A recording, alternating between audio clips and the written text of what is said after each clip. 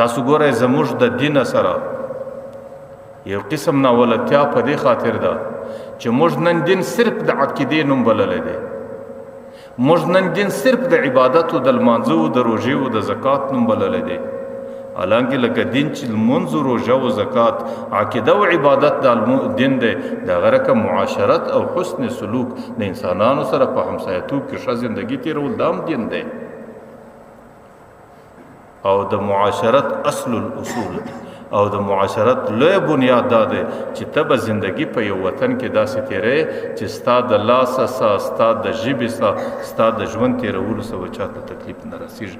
دغه بهترین معاشرت دی، دغه بهترینه مسلمانی ده او دغه بهترین ژوند دی چې د انسان د زندګۍ سه به چاته مشکلات او تکلیف نه رسېږي.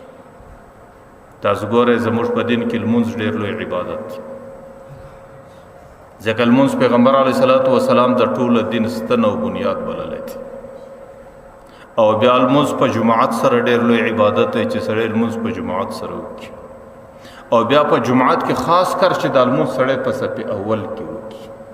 پیغمبر علیه الصلاۃ والسلام به د صف اول دومره ډېر بیان او فضیلت بیانوي، بیا به ویل که خلق د صف اول په فضیلت باندې خبر سي، بیا به د صف اول لپاره دی قرآن اندازي سره کوي، یو به وایي چې نن زما واره دی، بل به وایي نن زما واره دی، او بیا به دی په قرآن اندازي باندې صف اول ته ځان راسي.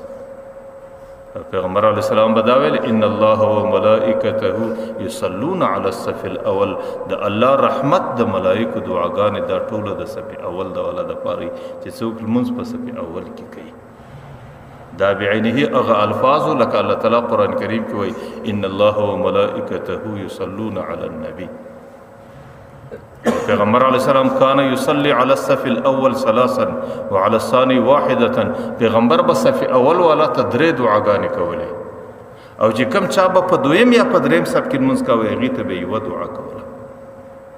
لیکن بل طرف ته د شرع یو مسله ده. پیغمبر علیه السلام وایي من ترک صف الاول، یو سړی اول صف پرېښوي. ولې پرېښوي؟ مخافت ان یؤذي مسلما، په دې بیره که زه صف اول ته رسېږم خلکو ته تکلیف ورکوم، د خلکو دروژو به پښې اړوم او د خلکو پر وژو به لاسونه ایږدم او خلک به زلفري وهم او په خلکو کې به لار جوړوم، نو دا و خلکو ته تکلیف دی. په دې خاطر یې صف اول پرېښوي. فصلی فی الثاني او الثالث، یا یې لمونځ په دویم صف کې وکړي یا یې په دریم صف کې وکړي. کان له اضعف اجر الصف الاول، الله تعالی د صف اول والا غوندې دوه چند ثواب ورکړي.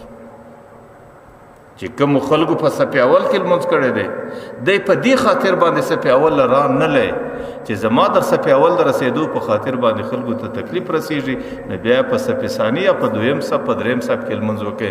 الله تعالی دومره ثواب ورکوي لکه دومره دو چند ثواب ورکوي لکه الله تعالی چې کوم ثواب صف اول والا ته ورکړي.